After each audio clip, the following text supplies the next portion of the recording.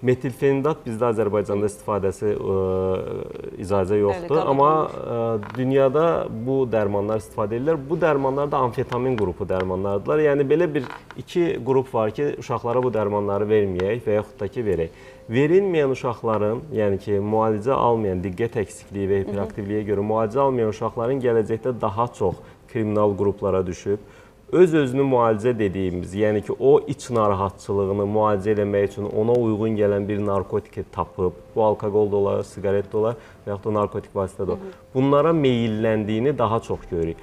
Halbuki, onun zəkası yerində olduğu üçün biz diqqət funksiyalarını artıran dərman müalicəsi ilə intellektual fəaliyyətin çox olduğu dönəmdə, yəni məktəb və universitet dönəmdə onun akademik uğurunu artıra bilərik. Valideynlər isə, məsəl üçün deyək ki, bir diaqnoz qoyuldu, bir uşaq psixiatrı tərəfindən diaqnoz qoyuldu və müalicə başlandı. Ondan sonrasında valideyn deyir ki, ataya zəng gedir, ata deyir ki, mən uşağıma dərman verilməsini istəmirəm. Qaynana deyir ki, məsəl üçün, ana deyir ki, uşağa dərman verməzlər.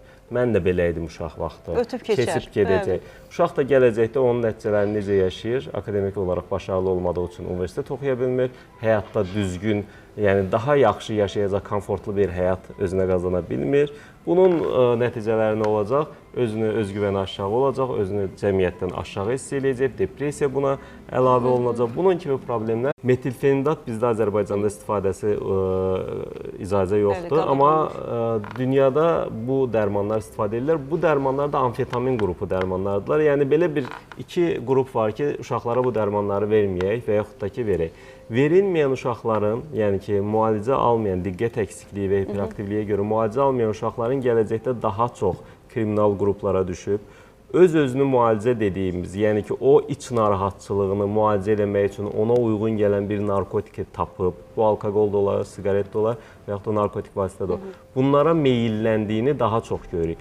Halbuki, onun zəkası yerində olduğu üçün biz diqqət funksiyalarını artıran dərman müalicəsi ilə intellektual fəaliyyətin çox olduğu dönəmdə, yəni məktəb və universitet dönəmdə onun akademik uğurunu artıra bilərik. Valideynlər isə, məsəl üçün deyək ki, bir diaqnoz qoyuldu, bir uşaq psixiatrı tərəfindən diaqnoz qoyuldu və müalicə başlandı.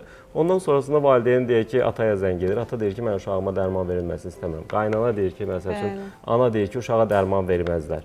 Mən də belə idim uşaq vaxtı. Ötüb keçər. Keçib gedəcək. Uşaq da gələcəkdə onun nəticələrini necə yaşayır, akademik olaraq başarılı olmadığı üçün universitet oxuya bilmir, həyatda düzgün, yəni daha yaxşı yaşayacaq, komfortlu bir həyat özünə qazana bilmir. Bunun nəticələri nə olacaq? Özünü özgüvəni aşağı olacaq, özünü cəmiyyətdən aşağı hiss eləyəcək, depressiya buna əlavə olunacaq. Bunun kimi problemlər